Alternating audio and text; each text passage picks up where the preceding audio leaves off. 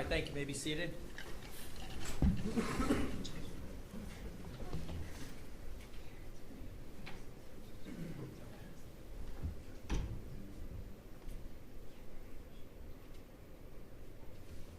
All right, good morning. We're here for sentencing this morning. Just a couple of reminders. I'll ask to make sure that those of you who have cell phones that are allowed in the courtroom, that they're on silent for me, please. With respect to sentencing, I'll just note to all of you present here this morning that there are certain things I'm required to do as a judge that is told to me by our legislature as well as the higher courts, Supreme Court and Court of Appeals. And I'm going to address those aspects first before I go into the sentencing discussions that we'll have here on the record from the state and Ms. Ellis and her lawyers, and then my comments. So please bear with me as I comply with the procedural requirements in order to satisfy some of the due process that Ms. Ellis is owed here this morning. So with respect to a number of items that I'm going to address this morning, the first would be that based on the verdict that was handed down, and why don't I go through again just for the record. It was a 10-count indictment. I had dismissed one count during trial. The jury had returned a verdict on case 692604 of guilty of all the remaining 9 charges. Those 9 charges, count 1 being the aggravated murder, count 2 being murder under the A section of the code, count 3 being under the B section of the code. Count 4 was felonious assault, as well as count 8, endangering children, guilty verdict. 2 counts of attempted murder, guilty verdicts. And then finally the last count, which would have been count 10, which was the theft charge, the misdemeanor. Having found and rendered a verdict of guilty, the jury brought forward the requirements under the statute. One is that there's a duty to advise Ms. Ellis of a violent offender being found guilty on the aggravated murder of some reporting requirements that she's to report in the event that she's placed back in the community. So Ms. Ellis, I'm going to address you on a few items that need to be addressed with you before I go into the sentencing phase. Ms. Ellis, you've had an opportunity to meet with your lawyers before coming out this morning. I have provided them the duty to enroll as a violent offender. I know they spoke to you about it, and I'll go through it just briefly. Your signature is on that form from this morning as well. And so I'll just ask you, Ms. Ellis, did you have a chance to speak to your lawyers about this duty to enroll as a violent offender this morning? Did you have a chance to discuss that? And did you sign that today? Yeah. Very good. Being convicted or being found guilty of this offense of aggravated murder, you are required to enroll in person with the sheriff of the county in which you establish residency within 10 days of coming into that county. You're going to have to provide that sheriff a number of items: your Social Security, full name, residence, the information regarding this verdict from the jury, addresses of employment or school, driver's license information. All of that's required to be provided if given that opportunity to be back in the community to the county sheriff. You're required to provide fingerprints and palm prints, and after the date of initial enrollment, you're required to re-enroll annually as well. And that's something within 10 days of the anniversary that you sign initially with the sheriff. If you change any of your addresses, you do have to provide written notice to the county and the sheriff as well. Failure to do so, you could be charged with additional felonies by the prosecution. And having reviewed that with your lawyers, do you understand that, Ms. Ellis? Yes. All right, very good. I'm going to go ahead and sign.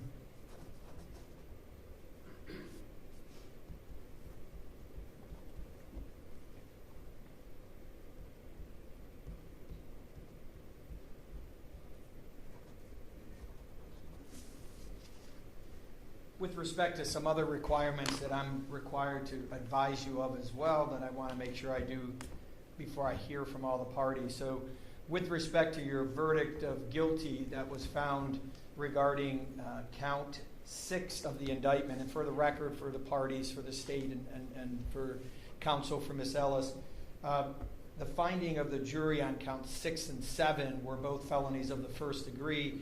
I'm going to use count 6 with respect to sentencing guidelines, the felony of the first degree regarding Reagan Tokes notification. So because it's the first felony of the first degree of which the jury returned a verdict, is there any concerns with that? Ms. Fralia, I do have to still advise, still understanding that count 1 will be controlling regarding sentence. Correct, Your Honor. The state was going to elect on count 7 and have count 6 and count 8 merge into count 7. And we were going to elect on count 7 for sentencing purposes.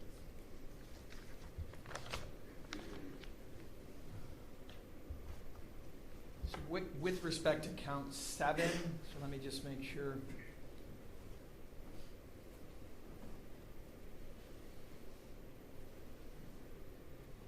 Okay, so count 7, the felony of the first degree, the court will advise Reagan Tokes. Any objection from the defense? No, Your Honor.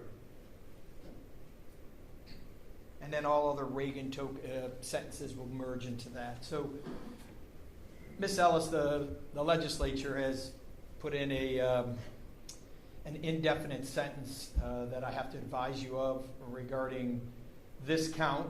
Now we've agreed count 7, the court will move forward on regarding Reagan Tokes sentencing guidelines. I know for some of you here in the courtroom, you'll say, why is he doing this? Well, to protect, again, due process and to make sure that I protect the record for the Court of Appeals. So let me just advise you on count 7, the sentence anywhere ranges from 3 to 11 years. Under the Reagan Tokes sentencing guidelines, we'll go to the highest sentence and explain that. Under the highest sentence of 11 years, our legislature has now implemented an indefinite sentence. That indefinite sentence is really a mathematical equation. So if you take the 11 years and divide it in half, you then add it back to the 11 to give the sentencing range. So with respect to Reagan Tokes and count 7, the maximum sentence you could receive is 11 years, which is the minimum, to an indefinite sentence of 16 and a half. So dividing 11 is 5 and a half. Adding it back to 11 is 16 and a half. So I'm advising you, Ms. Ellis, the sentencing range on the maximum sentence with respect to count 7 will be 11 minimum to an indefinite sentence of 16 and a half. So do you understand that? Okay, now I'll just read the requirements that the Court of Appeals has asked me to read. So I'll read it to you because I have to read it, but then I'll answer some questions if you have any. For purposes of just this count and all of the other sentence being merged into count 7 for Reagan Tokes, it's presumed, Ms. Ellis, under the law that an offender is going to be released at service of sentence at the expiration of the minimum term. So if it was the only sentence you were receiving, it's presumed that you would be released at the 11 years, if in fact that's the highest sentence that you receive, and any of the other 3 to 11. It's presumed also that you serve no more than the indefinite sentence. So the maximum I told you was 16 and a half. So that range, and the law says you should be released at the minimum, but you shouldn't serve more than the maximum indefinite sentence. If the parole authority is going to have a hearing to keep you longer than the minimum, they have to place on the record during that hearing. It's a hearing held at the Department of Rehabilitation and Corrections. They have to outline conduct which is considered reasons why you should stay longer than the minimum, whether you participated in any rehabilitation, your threat to society, and your restrictive housing, if any, while you have been confined. Ms. Ellis, they have to notify you of the hearing. The hearing is then held with you being present before the Department of Rehabilitation, and then those items that have to be presented to overcome that presumption that you serve the minimum sentence. And finally, they can do it more than one time. So the department may make the specific determinations and maintain your incarceration beyond the minimum sentence more than one time, and they can have multiple hearings But every hearing, they have to have you present and present that evidence that they wanted to present on why you should stay longer. So do you understand those, how that affects a Reagan-Toke sentencing? Okay, thank you. And then finally, the last advisement that I have to advise is post-release control. Even though we have a life sentence with parole eligibilities that I will consider today for sentencing, I still have to advise you that on the felony of the first degree, under all felonies of the first degree, they will be controlling with respect to post-release control. Ms. Ellis, post-release control is supervision by a parole officer. Here in our state, under felonies of the first degree, you have a mandatory minimum of 2 years that you have to report, up to a maximum of 5 years. That will be imposed upon you if given the opportunity to be placed back in the community. You'll have the ability then to report to a parole officer, and you would have to follow all their terms and conditions. If you violate parole, which is also known, again, I keep saying parole, it's post-release control or PRC, our parole board has a hearing, and they can determine if you're in violation, and they could send you back to prison for up to 1/2 the time you served for me, or a minimum term imposed upon you in 9-month increments. If you're on post-release control and pick up a new case and convicted of a new felony, the new sentencing judge will have the authority to terminate your post-release control or order a consecutive term up to the greater of 12 months or the remaining period of post-release control. Again, those are advisements that in order to have due process, I have to note for the record, and I believe I've satisfied the Reagan-Toke requirements, the requirements regarding post-release control, and the requirements regarding the notation of the reporting under the act regarding her violence on her aggravated murder that she has to report to. So that being said, let me just go back to the state of Ohio.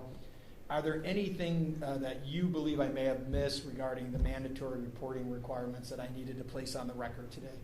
No, Your Honor. And then on behalf of Ms. Ellis? No, Your Honor. Okay, thank you both. All right, that being said, again, here for sentencing, I'll just note for the record that hearing from the parties this morning, I also received some letters from the general public, and a couple of those were not noted with names, but I wanted to make whoever the general public is that sent letters to me that I did review those prior to today's sentencing as well. And so I'll ask from the state of Ohio if the state would like to place on the record any comments regarding sentencing before I hand down a sentence here this morning. Thank you, Your Honor. Yes, we do. As you notice, I also have the North Olmsted Police Department members of that department are here as well. We're going to begin this morning with Mr. and Mrs. Wood who would like to address the judge. All right, very good. I think we're going to have the podium, just so you could stand where you're at. We'll have you do that. We'll have Mr. Toms put it there.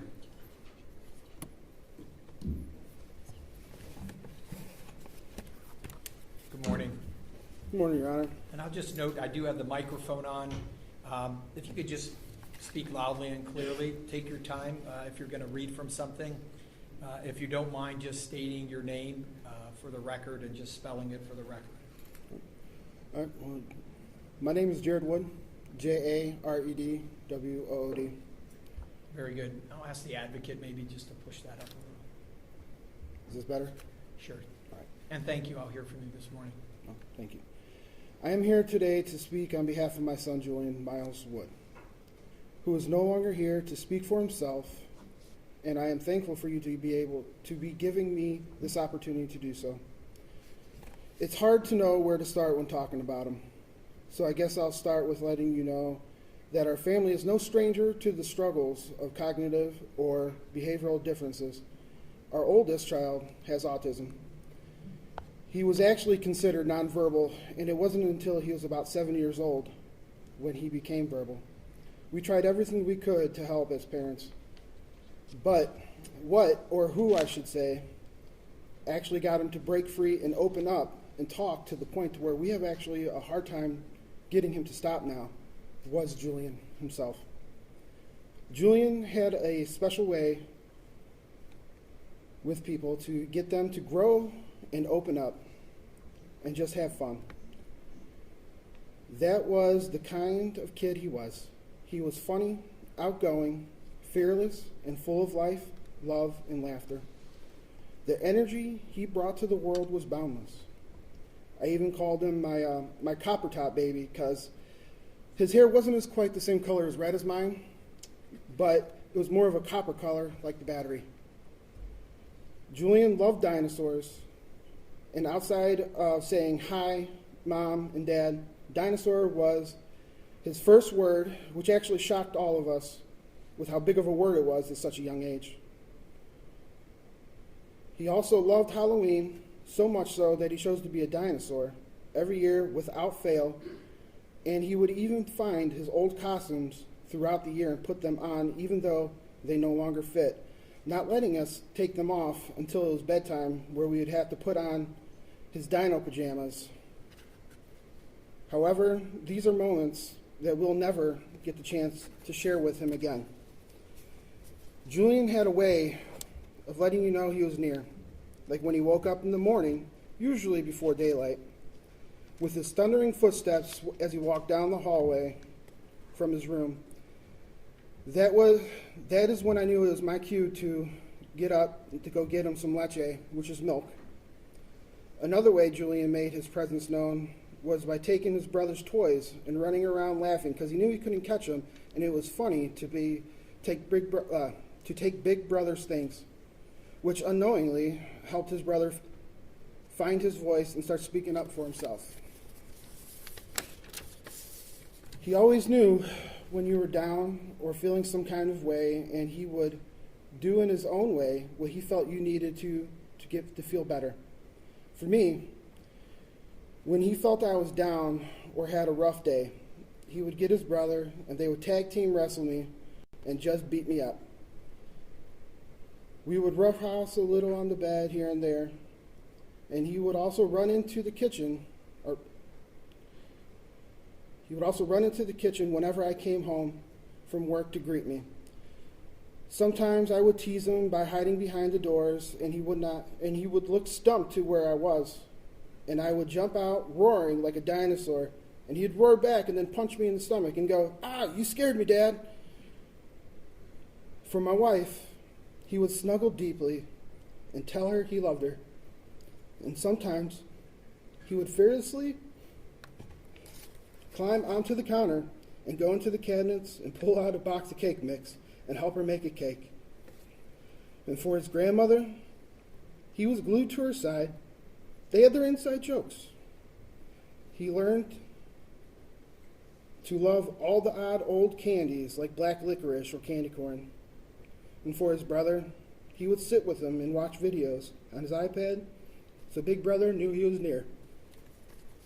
He was just so smart and funny and knew things that most little kids didn't know. Like whenever we would go in the car, he would always try to give us directions to McDonald's because he always wanted French fries. Another thing he always wanted to do was help us with errands. If he saw me or my wife putting on our tennis shoes, he would run and put his shoes on and wanted to go and just to spend time with us. Now, these are things we will never get to do with him again. What I am most sad about now is not just the time I don't get to spend with him, but the time his brother, his sister, his mother, his grandma, and all of our family that doesn't get to spend with him with the time again, and we are all robbed of that opportunity. He was on a path to be a big kid, which is why I called him my big guy too. He was going to be the protector of his brother and sister. That part was evident since the moment I brought Julian and his brother to the hospital to meet the new baby sister and see their mother.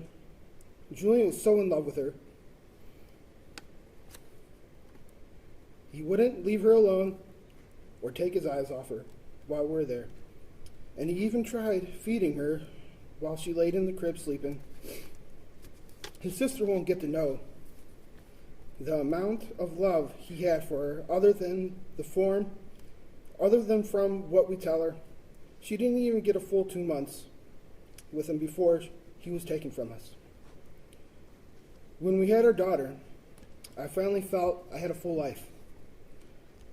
I had everything I ever wanted. A beautiful, loving wife, 2 sons and a daughter. It didn't even last all 2 months before that monster took him from us.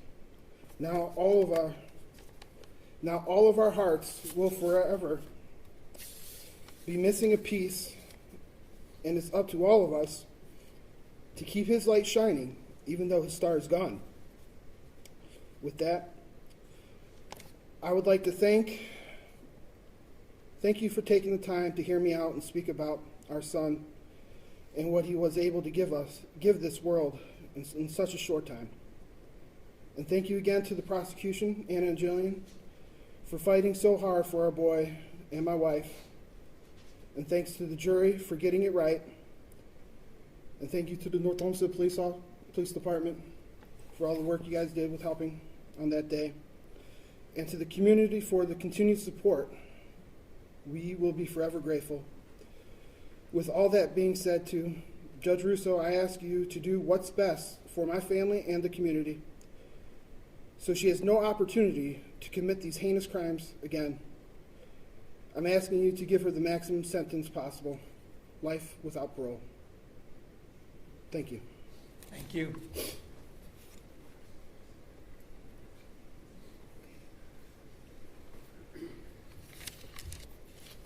Good morning. Good morning. I'll hear from you, Margaret. I say my name. Well, sure. I'm sorry. My name is Margot Wood, M-A-R-G-O-T.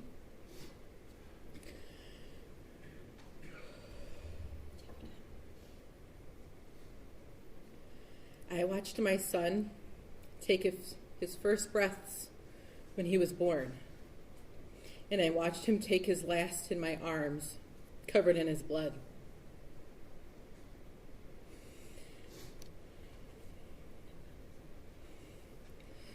A mother should never have to bury their child. A mother is supposed to go first, not her children. A mother shouldn't receive her child's death certificate at 3 years old, and his cause of death is by homicide.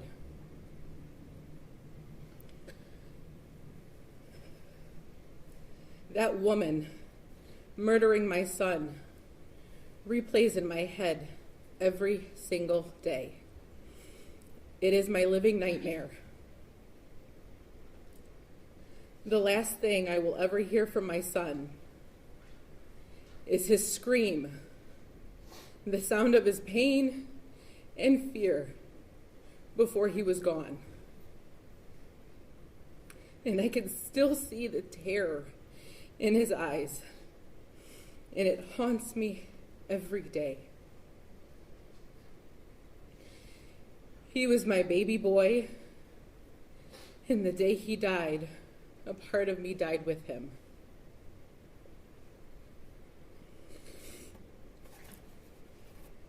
My older son has autism. He doesn't fully understand why his little brother, his best friend, isn't here anymore. He asks us about heaven and if we can just wake up baby Julian so he can come home and be here with us. He thinks if he goes to the hospital, he can go and see him. When his dad goes to run an errand or leaves for work, my son worries that he won't come home. I have to call my husband on video chat so he can make sure his dad isn't dead. The days Jared and I were here for trial, he thought we both died. So my aunt and my mom had to reassure him that we were okay and we would be home later. When his friends or teachers at school are absent due to being sick or having appointments, When they come back, he runs to them and gives them a big hug and yells, "You're alive."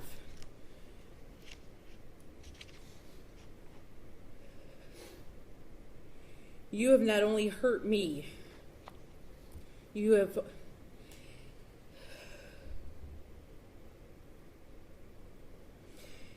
not only taken away my youngest son, you have caused trauma to my other children. My daughter was only 2 months old when she killed my sweet boy. Julian gave his sister all the love and affection a big brother could ever give in that short time. Coming home from preschool, he would take off his backpack and run to give her a big hug and a kiss. He helped with bath time, stood next to me during diaper changes, and would help with giving her a bottle. They were like two peas in a pod, Velcroed together. Wherever she was, he was right next to her. My daughter is 18 months. And now she only knows going to the cemetery to see her brother. She will never get another hug, a kiss, or a cuddle from her older brother. He is now just her guardian angel. She will never know how much he loved her and how happy he was to see her when she was born. Only the stories that we tell her.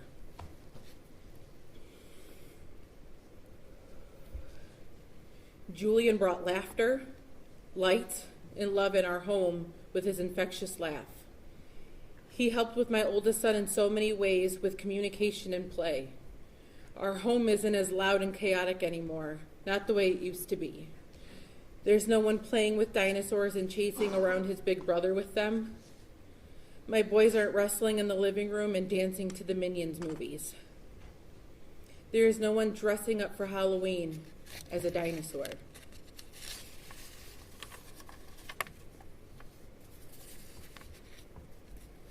My son would have been 5 in 2 days. She took that from us. She took birthdays, holidays, milestones, graduations, seeing what kind of man he would have turned into. No grandchildren, no nieces or nephews for his siblings. When you murdered him, you took those potential lives, moments, and memories from all of us. If I want my family to be whole, we have to go to the cemetery where all of my children could be together.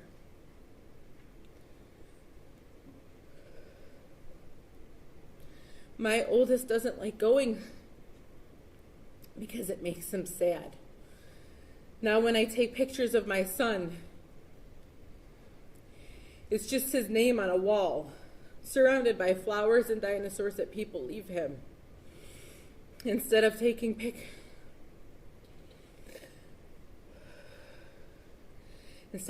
photos of him making funny photos, cute smiles, or laughing pictures.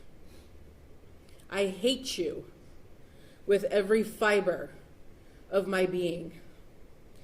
Because of you, I live in constant fear. For months, I couldn't leave my home. If I did leave my home, I needed someone by my side, and even then I was stricken with fear.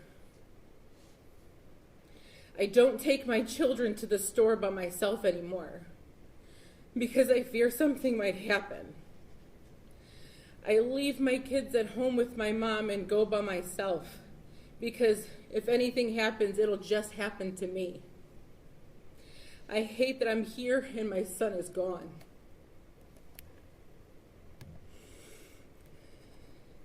Just because you have a mental illness doesn't mean you can use that to justify you murdering my son.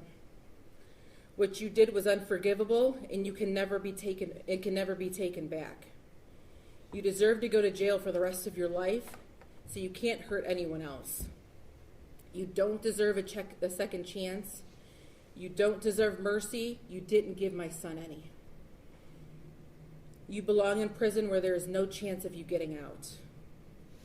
The jury got it right when they read the verdict that you were guilty on all counts. It felt like the first time I could actually breathe in the last 499 days. Because I knew in my heart that you were going exactly where you need to be. in prison. You don't deserve the luxury of a mental facility where you can earn privileges and possibly be released back into the world. That's too good for you. The world is safer with you behind bars. Judge Russo, I urge you to give her the maximum penalty without parole, so she has no chance of hurting another innocent soul like my sweet baby boy, Julian. Thank you. Thank you.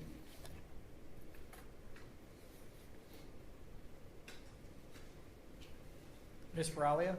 Yes, Detective Sean Ventris from the North Olmsted Police Department is going to speak.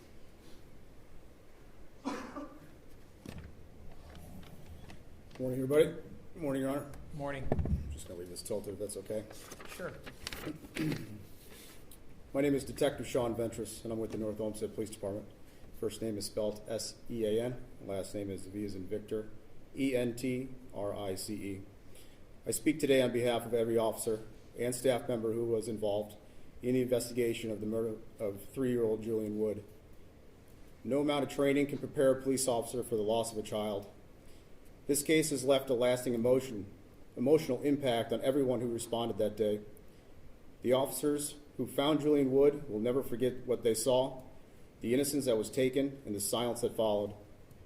For many, it is an image and weight they will carry for the rest of their lives. Our department has seasoned officers, people who have spent decades on the job, who struggle to sleep, break down in private, and question how something so cruel could happen.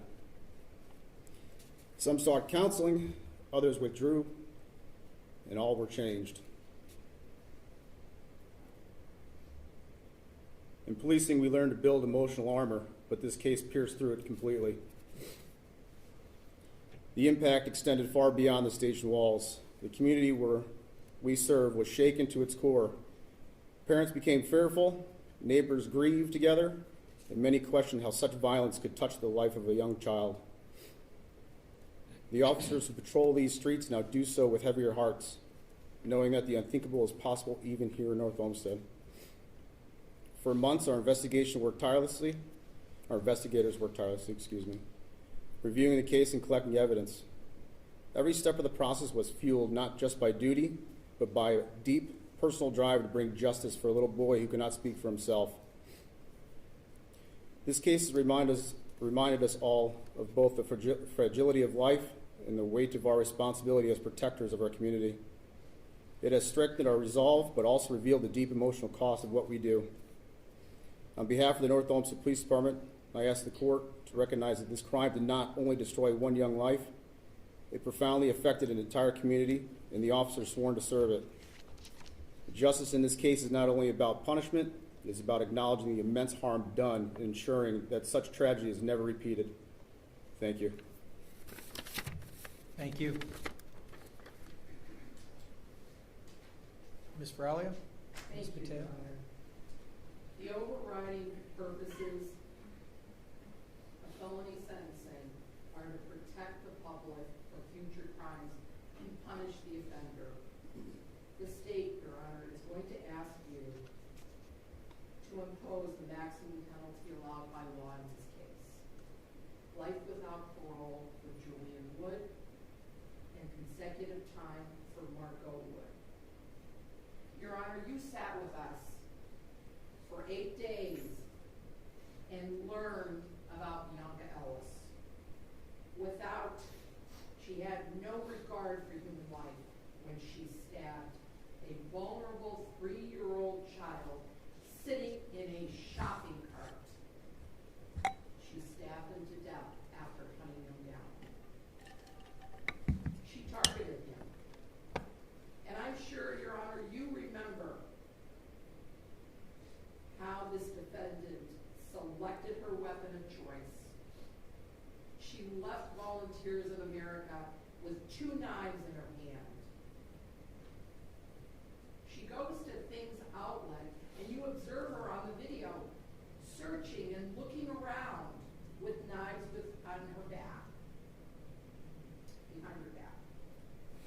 She walks out, and she goes to a cement column to check out the pliability of the knife.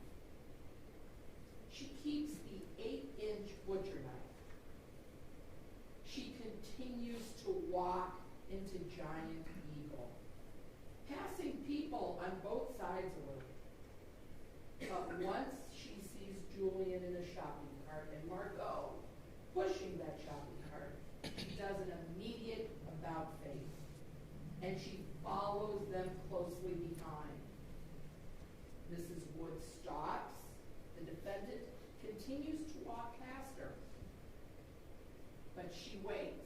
She waits at the foyer of Giant Eagle, the entrance, as Margot and Julian pass her by. She gets right behind them. She resumes walking behind them through the parking lot until she gets to Margot and Julian. And then you know what happens next. When a murder occurs in our community, folks want answers. When a murder occurs, the victim is able to fight back, yet they succumb to their acts, they succumb to their attack, and they die.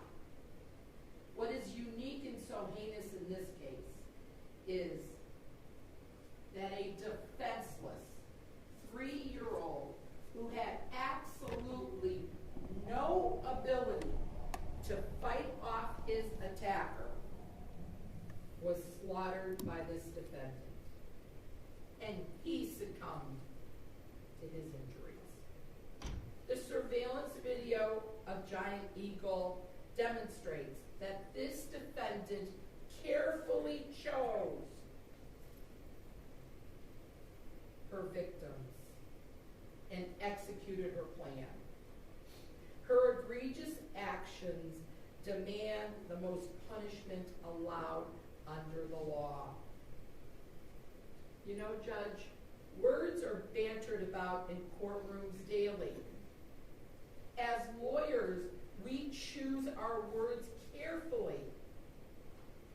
We have word choices, we have pronunciations, we have inflections in our voices.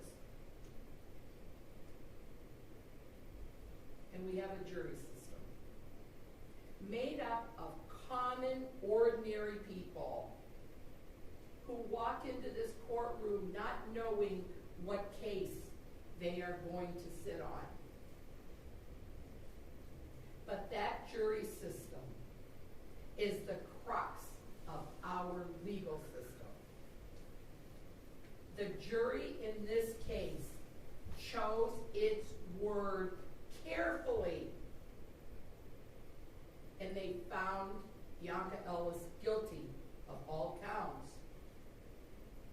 They rejected the not guilty by reason of insanity at the time of the act, indicating that this defendant knew the difference between right and wrong.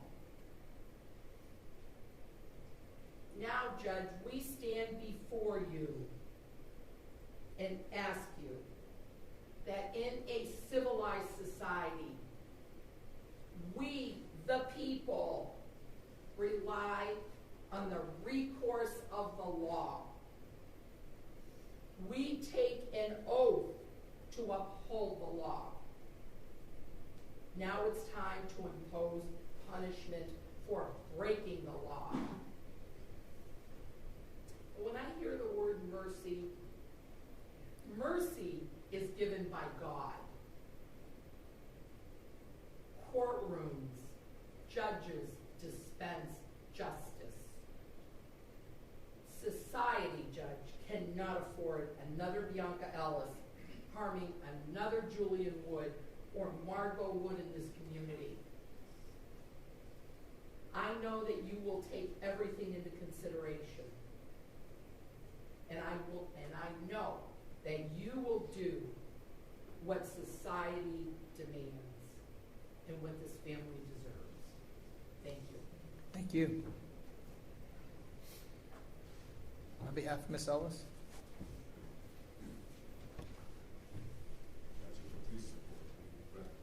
Yes. Thank you.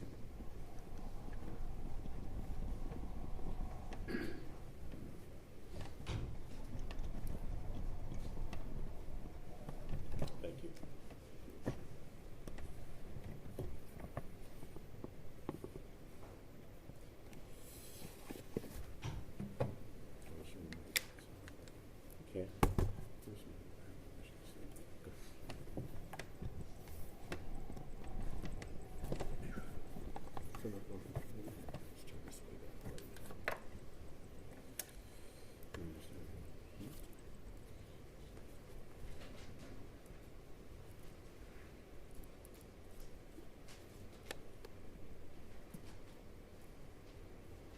Judge, thank you, first of all. The microphone was turned off. Thank you. Can you hear me? Sure. Okay. I could have heard you anyways, but I just want to make I sure. thought so. Yeah, thank you. As you know, these are unique trials when the defense is not guilty by reason of insanity. Not unlike a capital murder case, you get to hear the mitigation during the course of the trial. And what we learned is that Bionca's 34 years old. She has no prior felony convictions. We accepted responsibility in this case. We acknowledged it in voir dire, in opening statement, and then in closing argument. She allowed for us to have that as a part of her defense. And we know that she's remorseful. You heard the testimony of Dr. West. She told you that once Bionca learned what had occurred, she was tearful. She expressed it. And throughout the course of this trial, Bionca demonstrated good behavior. She was polite. She never got out of pocket. And that is Bionca on medication. And that trial lasted for 8, 9, 10 days. If nothing more, we learned that she's two different people. It's like Dr. Jekyll and Mr. Hyde. When she's medicated, this is what you get. When she's not medicated, what happened on June 3rd, it's a different version of Bionca. Now, typically at this stage, as defense lawyers, we capitulate, we talk about responsibility, we talk about remorse. And what I want to say is this. Mr. Johnson and I respectfully disagree with the verdict. And while we have tremendous respect for that family back there and the courage that they've shown, the civility that they've demonstrated throughout the course of this trial, and respect for the state and law enforcement who did a great job in this case, although we accept the verdict, we respectfully disagree with it. And what I'll say is that you have to decide the worst form of the offense when you are sentencing. And we all know that all the experts in the case agree that Bionca was mentally ill. You know she suffered from a severe mental disease. There's no question about that. And that we all know that from at least January of 2024, all the way up until June of 2024, she was unstable, she was hospitalized, and she was not on medication. You had that evidence as recent as maybe 3 or 4 days prior to this incident while she was in the North Olmsted jail. So she's not okay from January to June of 2024. And then once she's arrested and she comes into the arraignment room for the next couple of months, we know that she's incompetent.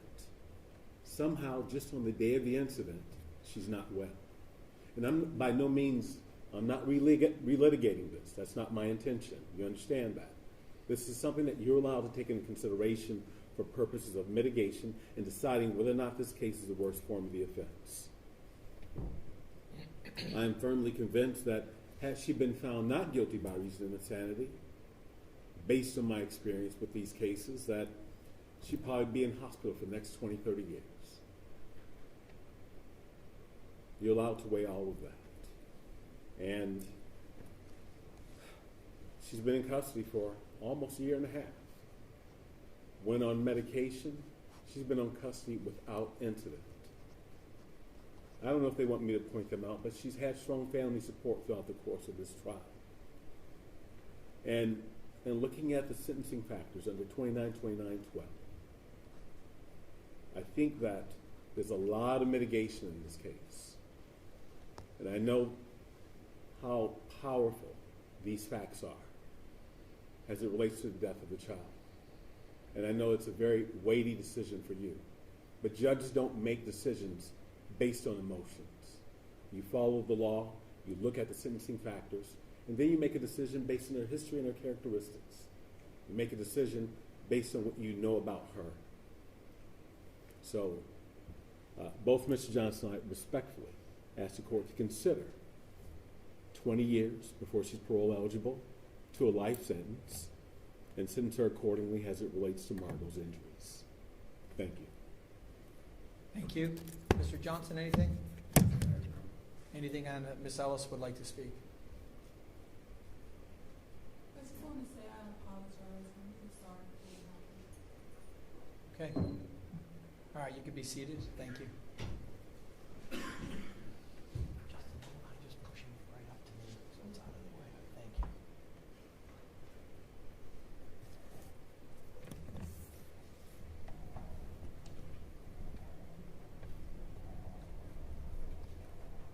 Thanks for doing that. So with respect to sentencing, so I have some comments that I'd like to make. You know, I think it's fair for all of you to understand, just as the lawyers have pointed out, there are certain guidelines I follow as a judge. And some of those things that are said are mitigating. Others I take into consideration, just like any other of my fellow 33 judges here on the bench. You know, sometimes the word is desire and demand. You know, those are not in the revised code section 292911 or 292912. I don't say that to minimize any of the comments that were made, but I do take in everything, right? So I don't come up here on the bench without some idea of what the court may use as the tools under the revised code section to move forward with sentencing. And so I'll say to the Woods family, nothing I say here will ever capture the enormity of your loss. This court recognizes that your lives were forever changed on June 3rd of 2024. Understanding your comments, I thank you for them. No sentence I impose today will make you or your family whole again, and you know that.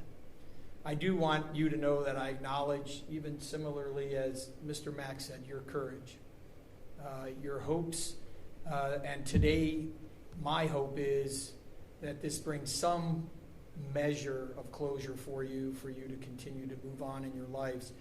As you continue to navigate the landscape of life without your son, please know that I'm painfully aware of Julian's void in your lives. Justice cannot undo tragedy, but it can affirm that what happened was wrong and that your child's life mattered. And to the Ellis family, you've been here the whole time as well. I do want to acknowledge that this process as well has been painful for all of you. As a family, you must forge ahead and try to understand the nature and gravity of this case.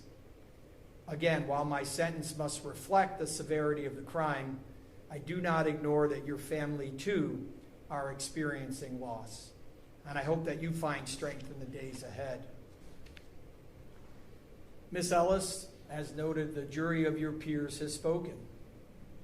They have found that although we all have agreed that you suffer from schizophrenia, that you did understand the nature and wrongfulness of your actions as handed down in all of the guilty verdicts by this jury.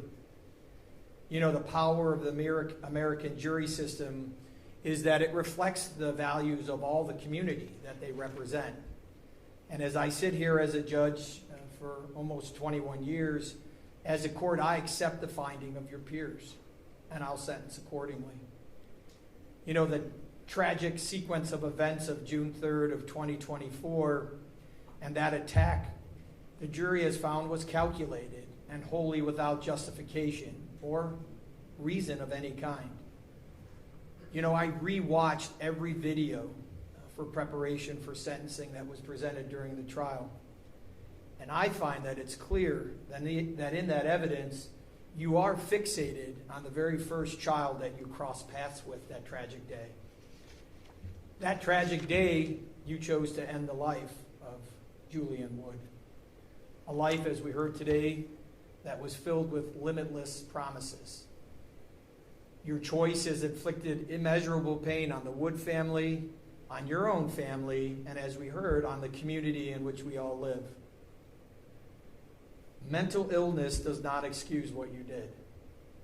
although it'll be taken into consideration when you are sentenced, that you continue to receive ongoing treatment while incarcerated. Ms. Ellis, I hope that you use this time to confront the harsh reality of the actions that you've created here in the courtroom. No sentence that I hand down today can undo the pain that you cause, but justice requires that your actions have consequences. Before concluding with my sentence and outlining what I will hand down today, I do want to take a moment to address an issue that confronts this court and our communities near and far. This tragedy did not occur in isolation. As a society that cares for the members of the community, we cannot continue to ignore the glaring gap in our county's mental health support system.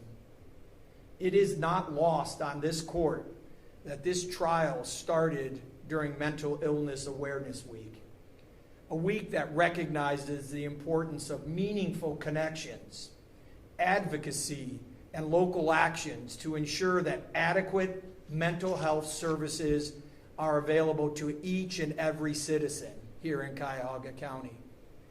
Significantly, the medical experts in this case testified on October 10th, a day that was globally recognized as World Mental Health Day, a day that's dedicated to raising awareness around mental disorders and combating their social stigma.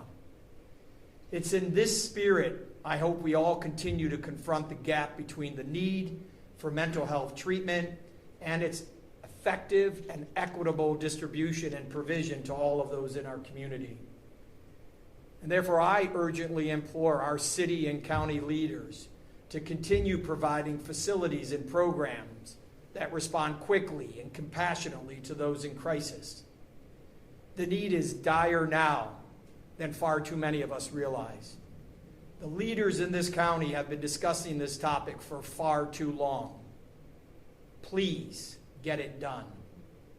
No family should have to lose a child, and no family should have to watch their loved ones deteriorate because meaningful and effective mental health services were unavailable. The absence of adequate and functioning mental health facilities in our community has tragic consequences. And I call upon our leaders at every level of government to make providing and supporting mental health care a true priority so that others in crisis can be helped before another tragedy occurs. But Ms. Ellis, again, I want to state that while your mental illness was accepted by this jury, it is not an excuse for what you did. The jury found that although you suffer from schizophrenia, you understood the nature and wrongfulness of your actions and handed down their guilty verdict on all charges. When reviewing the sentencing factors as outlined under 29-29-11 and 29-29-12, my job as a judge here is to punish the offender, but also to make sure that the sentence should be proportionate and not demeaning to the seriousness of the offender's conduct and the impact on the victims, and consistent with other sentences with similar crimes. In looking at the seriousness, of course, the child's age and the suffering weigh heavily for this court as well. And so with respect to my sentencing, after taking in consideration all the matters before the court that are appropriate under the principles and purposes of sentencing, the court's going to impose the following sentence. Starting with count 2, as found guilty on count 2 of murder, it's a life with parole eligibility at 15 years. On count 3, the murder charge under the B section, it's life with parole eligibility at 15 years. And those are the maximum sentences that can be handed down on those 2 counts. On count 4, with respect to the Reagan-Toke sentencing guidelines, count 4 and count 8 are both felonies of the second-degree felonious assault. We also speak to count 5, which was the endangering children as a felony of the second degree. And then we speak to count 7 and 6. The state and I have agreed that I will move forward with count 7. Under count 7, under the Reagan-Toke sentencing guidelines on the attempted murder in count 7, court's going to hand down the maximum sentence of 11 years as the minimum sentence to the indefinite sentence of 16 and a half years. Again, I've outlined the Reagan-Toke guidelines and the reporting requirements for post-release control that will be controlling on all other felonies of the second and first degree, this being the highest level. I've outlined the 5 provisions, as I noted for the record already. And then with respect to the count 4 and 8, the maximum sentence is 8 years. I'll hand down that sentence. Count 5, 8 years. Count 6, 11 years. Count 8, 8 years. And then as indicted, count 10, which would be a 6-month sentence on the misdemeanor charge. Regarding aggravated murder and finding the defendant guilty of aggravated murder by this jury, the court's going to hand down a sentence of life without parole. I'll run every other sentence concurrent to life without parole. Ms. Ellis, you'll be given credit to 509 days of the time that you've served. I'll order you in the custody of the sheriff to transport you to Marysville Correctional Facility. I'll also indicate that fines, fees, and court costs will be waived with respect to this sentence. In addition to the verdict that has been handed down by this jury and the sentence that the court handed down, Ms. Ellis, you have a right to appeal both the sentence and the conviction in this case. You can do that by filing a notice of appeal with the clerk of courts within 30 days of this sentence. If you're unable to pay for the cost of an appeal, you have the right to appeal without payment of costs. If you're unable to obtain counsel for an appeal, I'll appoint counsel to represent you. If you're unable to pay the cost of documents necessary, they are provided to you without cost. You have a right to a notice of appeal filed timely on your behalf. And Ms. Ellis or counsel, do you wish to appeal both the sentence and the conviction handed down in this case? Yes, Your Honor. Note our objection for the record and appoint counsel for the appeal. I'll note your objection regarding my sentence, and knowing that she's unable to afford counsel, I'm going to appoint the public defender to represent her with respect to her appeal. Again, noting for the record, all counts will be run concurrent to each other, with the life without parole being count 1 sentence. I'll waive all fines, fees, and court costs, give her credit for the 509 days that she served, in addition to time while she awaits her transportation to Marysville Correctional Facility for Women. Is there anything further from the state of Ohio before we recess? No, Your Honor. Anything on behalf of Ms. Ellis? No, Your Honor. All right, we adjourn. Thank you. Yeah.